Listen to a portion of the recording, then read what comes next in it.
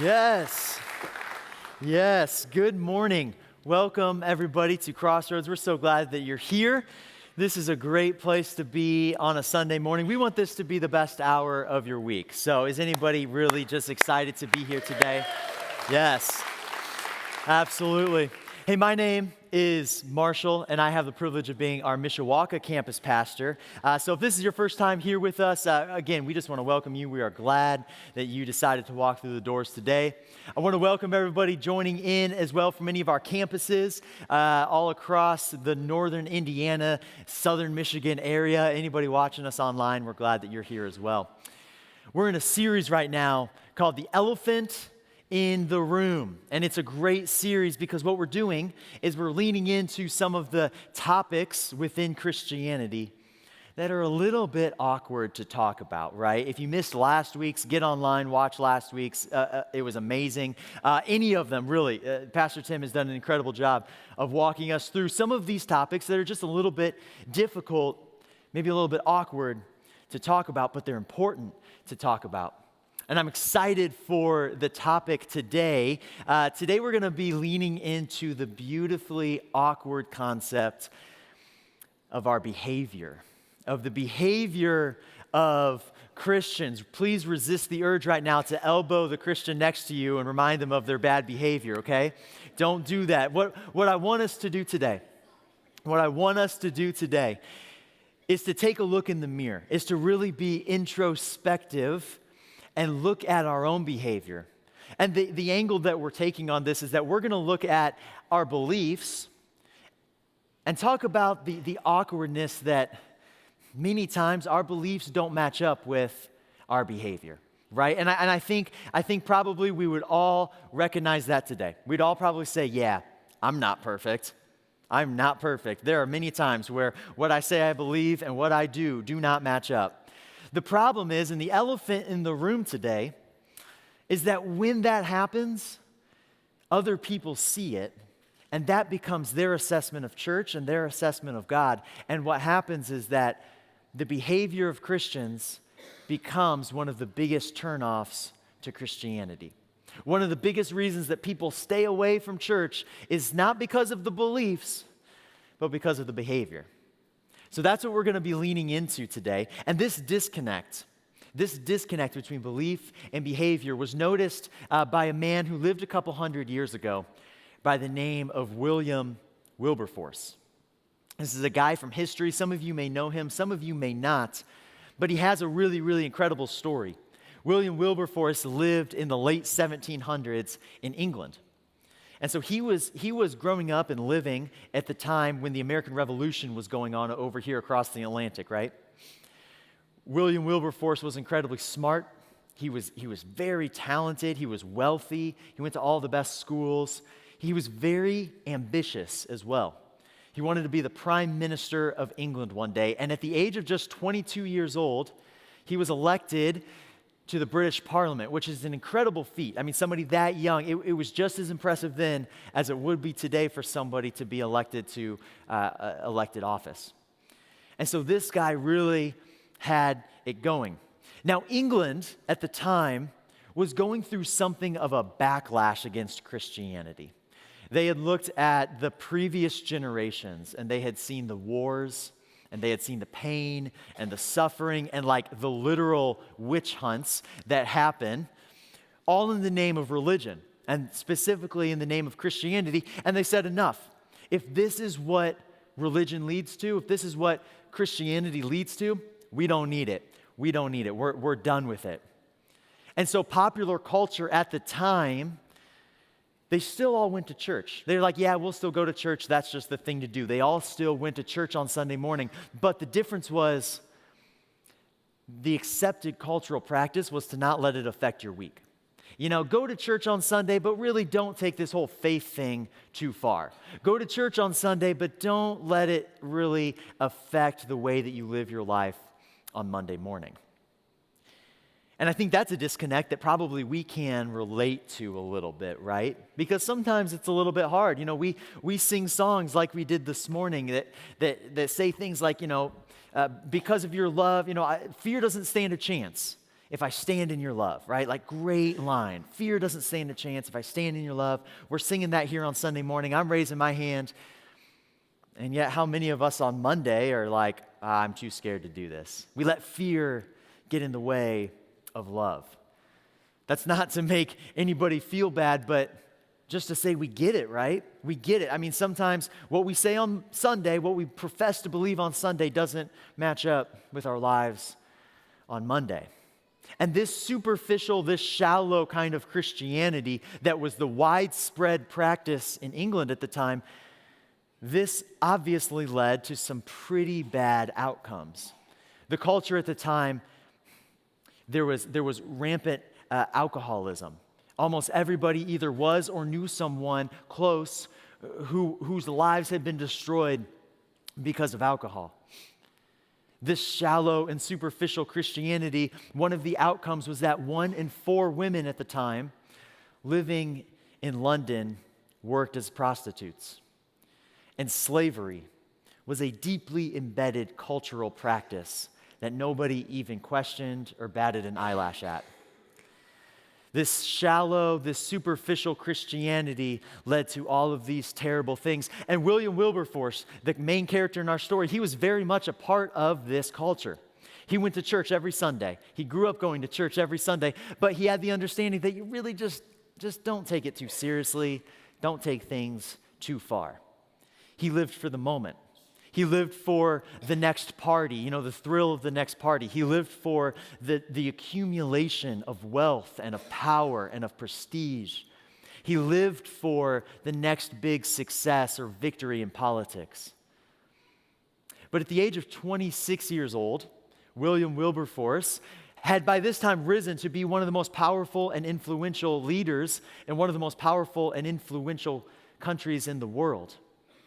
But at 26 years old, through a conversation with a friend, William Wilberforce had an encounter with Jesus Christ that changed his life forever.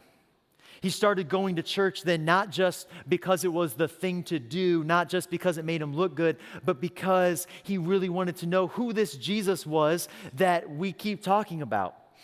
He started to read the Bible, like really read the Bible, in an attempt to seek God, to know him more and to become more like him. And as he was going through this process of seeking to become more like Jesus, he was surrendering more and more of his life to God, giving over more and more parts of his life. He started to get really, really uneasy with this disconnect that he saw between the beliefs that were talked about on Sunday and the behavior of the Christians. He started to see the world differently. He started to see the world through the eyes that he would imagine Jesus saw the world. And he saw all of the depravity around him, and he grew really discontent. And so he started to ask the question, what can I do about this? What can I do to bridge this gap between what I now believe in light of my newfound belief of the grace and mercy and love of Jesus? What can then I do through my behavior to address some of these things that I see in the world?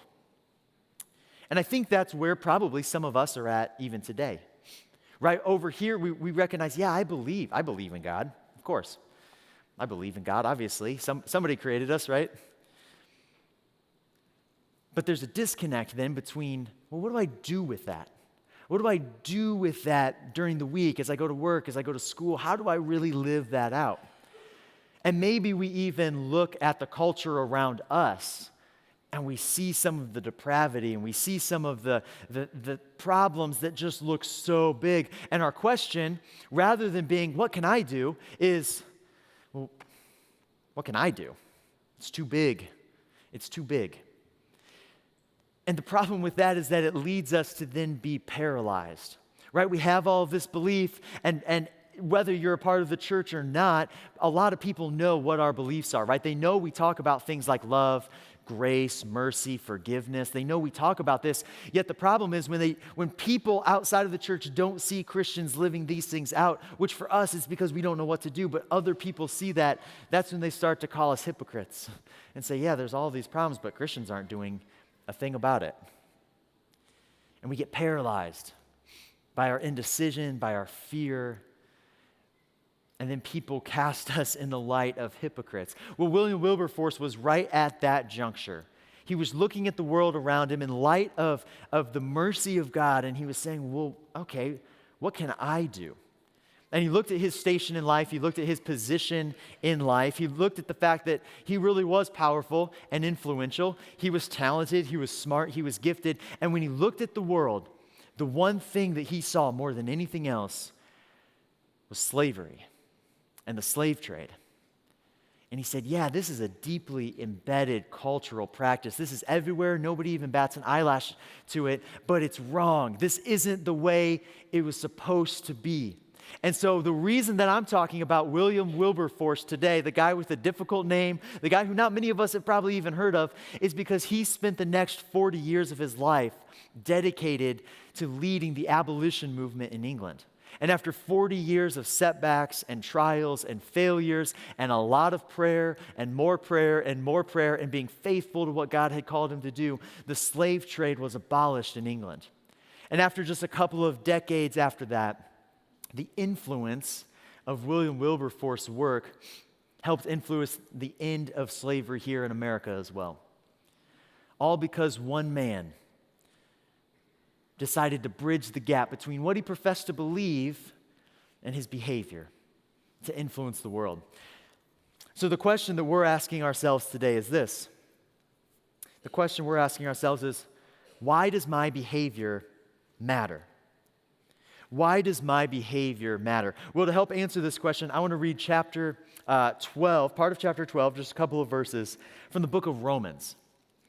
It says this, therefore I urge you, brothers and sisters, in view of God's mercy, in view of what we believe about God, right? In view of knowing that we're saved, in view of God's mercy, offer your bodies as a living sacrifice, holy and pleasing to God. This is your true and proper worship. Don't conform to the pattern of this world, but be transformed by the renewing of your mind. Then you will be able to test and approve what God's will is, his good, pleasing, and perfect will. I really like these couple of verses here because this really is that intersection between our belief and our behavior. You know, it says, in view of God's mercy, in view of what we believe, in view of everything that we know, what do we do with it? In view of God's mercy, how do we live? In view of God's mercy, how do we live? And these verses actually provide a really great picture into how William Wilberforce, our character for today, understood this. Right? In view of God's mercy, he asked this question, what should I do? Well, he offered his entire life as a living sacrifice to God. His entire life. He didn't conform any longer to the pattern of the world, doing the things that the world had done. He said, no, I'm going to do it differently as God asked us to. He was transformed by the renewing of his mind. And in doing so, he was then able to test and approve and recognize what God's will was for him. And I like these verses in the book of Romans because, like I said, they form that intersection. You see, the beginning of Romans, much of it has to do with the belief of what we believe as Christians. And it's really laid out beautifully. It deals with the what we believe and the why we believe it. What we believe is pretty simple. We believe that God created us in his own image, which is a profound statement. God created us in his own image. He loved us so much more than we can even comprehend. But then something happened, right? Because of our own free will, because of our own sin, we separated ourselves from God. And then the rest of human history became our attempt through religion and through trying to be good enough. We were trying to earn our way back into right standing with God, but nothing was working, nothing was good enough, nothing could be good enough. And so Jesus came as God in human form, and he took our punishment on the cross. He took the pain of death for our sins, and in doing so, bridged the gap, brought us back together with God, reconciled us with God. Romans chapter 8 now describes how nothing can separate us from the love of God, and we have forgiveness of sins. We have the hope of eternity, all because of what Jesus did. That's what we believe, right? And we go, yes, that's good. We love that. Nothing can separate us. Why we believe it deals with that too. We've been saying over the course of this series that Pastor Tim has been leading us through, He said multiple times, Jesus made this claim all through the New Testament. He would say, I am God. And by saying that, that kind of forces us to then have a response. And the way that he says it is really good. That either forces us to decide if Jesus is a liar, he's a lunatic, or he actually is God, right? Those are the only three options. We can't say he was just a good moral teacher because he's over here saying he's God. And we've got to take that seriously. So he's either a liar, a lunatic, or Lord. And we believe him. We believe him. I love the way that Pastor Andy Stanley says this in our Starting Point class, actually. If you've never taken Starting Point, you should. It's an amazing course to go through. But in this, Pastor Andy Stanley would say, Jesus, he not only claimed that he was God, but he predicted that he would be crucified on a cross. He predicted that he would come back to life, and then he did it. And anytime somebody predicts their own death and resurrection, we should listen to them, right? We should, all right, you've got my attention now. Let's listen up. Say everything you just said again, because now I'm listening, right? That's why we believe everything that Jesus said, because an event that happened, his resurrection. So that's what the first half of the book of Romans deals with, right? Why and what. And then it moves over here to now what? It's like a how-to guide to live the Christian life. And it says, in view of God's mercy, in view of what we know to be true, then how should I live? The problem is this is where the disconnect lies that causes many of us to then be labeled as hypocrites because we struggle with this disconnect. This was the disconnect. This was the point where William Wilberforce said, enough with this not matching up. I'm going to do something about it. Why does my behavior matter? Well, the first idea that I have is that our behavior matters because it gives credibility to what we believe. Think about it in terms of a parable, if you will. A parable is a story. Jesus told parables all the time. A parable is a story that has earthly things that we can understand that provide a heavenly meaning. So it's an earthly story with a heavenly meaning. And what I want us to grasp today is that as followers of Jesus, you and I are living, walking, breathing parables of Jesus. People can understand who God is through our actions. That's why this conversation today is so important, because people will look at us, if they know that you're a follower of Jesus, if they know that I'm a follower of Jesus, they'll understand who God is through who I am, through my actions and my attitude and my words. A couple hundred years ago, when William Wilberforce was alive, right, people understood God through the actions and attitudes of the previous generations. So they thought God was a bloodthirsty, warmongering God intent on judging everybody and all this stuff about fire. And yet through the actions of William Wilberforce, they started to understand that, in fact, God deeply, deeply cares about every single person, man, woman, child, and slave. And he began to change the narrative around how people thought about God simply because of his actions, his behavior. Our behavior gives credibility to what we believe. Jesus spoke about this concept of parables in a parable. And this is found in probably the greatest how-to guide in the entire Bible, the Sermon on the Mount, in Matthew chapter 5, 6, and 7. If you want to know how to be a Christian, go read those because Jesus, he lays it all out. In chapter 5 of Matthew, verse 13, he says, "You are the salt of the earth," right? We understand salt. We get salt. We use salt all the time. It provides flavor. It's an earthly thing that we understand. Well, what is he trying to communicate? You are the salt of the earth. But if salt loses its saltiness, how can it be made salty again? It's no longer good for anything except to be thrown out and trampled by men. You are the light of the world, he says. We get light. We understand light. Light lights up darkness. We have light in here right now. It's causing you guys to be able to see me and me to not be able to see you. But now I know you're there because you laughed. Thank you. You are the light of the world. A city on a hill cannot be hidden. Neither do people light a lamp and put it under a bowl. Instead, they put it on its stand, and it gives light to the entire house. In the same way, let your light shine before men, that they may see your good deeds and praise your Father in heaven. People understand who God is through God's people. They understand the character of God through the character of his people. That means if people see a Christian being kind and generous and grateful and forgiving and loving, that's how they're going to understand God to be. On the flip side, if they see a Christian through their behavior and through their attitude, being condescending, being judgmental, just being in a bad attitude all the time, that's how they'll understand God to be as well.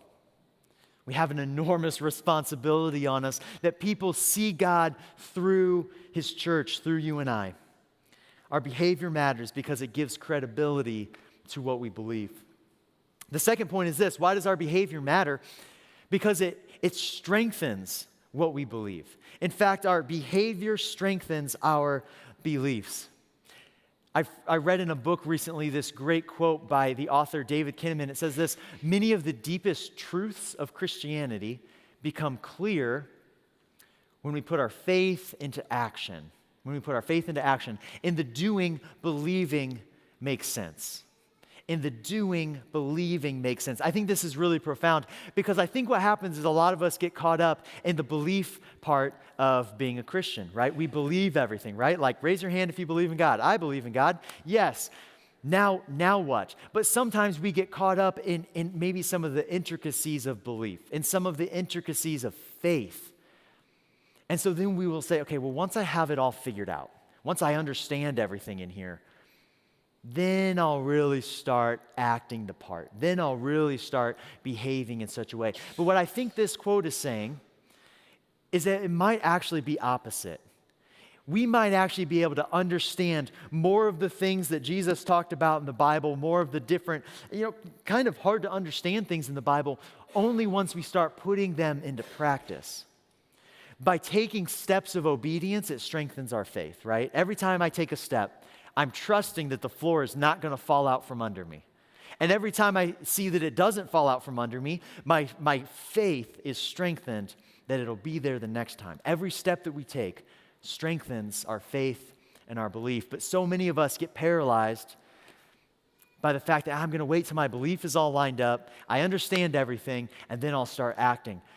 But I think that it's backwards. And I think that we even saw this from our character, William Wilberforce, right?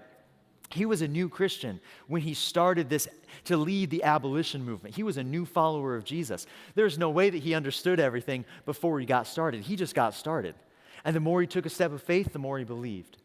The more that he acted in obedience, the more that his faith grew and his belief was strengthened. Our behavior strengthens our belief. It's really, really profound. And I think it's really important to do that. My encouragement to you today, because you really might be here today and say, I really don't believe any of this. And I would say to you, that's okay. That is okay. We want to be a church here at Crossroads where you can be welcome here. You can be a part of this community, even if you don't believe everything yet. But my encouragement to you is this: start acting as if you did. Act as if you did believe everything, and see if the truths that Jesus is talking about with forgiveness, with generosity, with serving, with being gracious and being kind and being compassionate and seeking justice, see if some of these things don't begin to make sense once you start to put them into practice. Give it a week. Give it a week and see what happens, because my guess is that you'll start to understand a little bit more of what Jesus was talking about. So here's where we're coming to today. The band is going to be coming back up here in a minute. And we're going to sing another song. But as they do so, I want us to look at this question. We've been asking the question, why does my behavior matter? And the elephant in the room is that it's our behavior that many times causes people to say, I'm not interested in going to church. I'm not interested in being a part of this. I've seen what Christians do. I see how they act. I see how they tip. I see how they behave. I'm not interested in that. Their belief, I know what their beliefs are, right? I know what their beliefs are, but I see what their actions are and it doesn't match up. That's the narrative, right? That's the narrative. Would you stand with me? Here's the ask. This is the ask today. That we begin to change that narrative. That rather than our behavior being the reason that people stay away from church, maybe our behavior can be the very reason, maybe even the only reason that people are drawn in to the family of God. Maybe they don't believe everything yet, but you know what? That's okay, because maybe they're so drawn into just the contagiousness of our belief and our love for one another that they become part of this community, and then at that point, the Holy Spirit starts working on them, and at that point, they start to believe. What if we change the narrative? Rather than our behavior causing people to step away from God, rather they start to take steps towards God simply because of our behavior. Maybe you're saying, Marshall, that was a great story about, William Wilberforce ending slavery. That's a big problem, though. What can I do about, something that big, something that widespread? I can't. Well, I understand. Let me give you an example of maybe a little bit closer to home. We have a pastor on staff here at Crossroads named Michelle.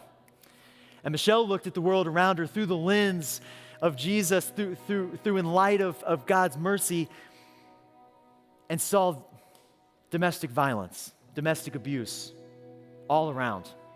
And just said, what can I do?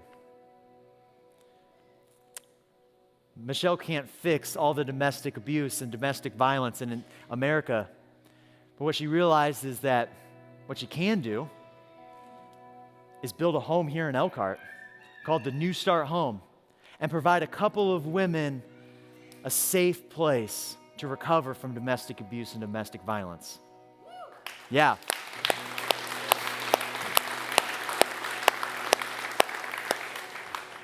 Like William Wilberforce, Michelle said, I see what we believe. Let's make sure our actions line up with it. And maybe you're saying, Marshall, we can't all be Michelle. I get that. What can I do? I'm wearing this shirt today that says, You Are Loved. This is a project that all of us are on. This is a mission that we as a church are going on to change the narrative. You can sign up for a You Are Loved project and help communicate this simple yet profound message to our community, that through our actions we can communicate to people that God isn't judging them, but He's loving them. We can change the narrative. And in doing so, we can point people to Jesus. The question today is your life pointing people to Jesus or pointing people away from Him? Let's commit today to changing that narrative, to having our behavior and our actions point people to Jesus rather than away from Him. Will you pray with me? Jesus, we're not perfect. That's no news to you. That's no news to us. God, and yet you've given us this mission. You've asked us to be a part of communicating to our community this message that we are loved by you. God, help us to communicate that message faithfully and powerfully through our words, through our actions, through our behavior. God, forgive us for the times when our behavior points people away from you. Would you help us as a church to change that narrative? That we can in fact draw people towards you through our everyday actions. We pray this in your name. Amen.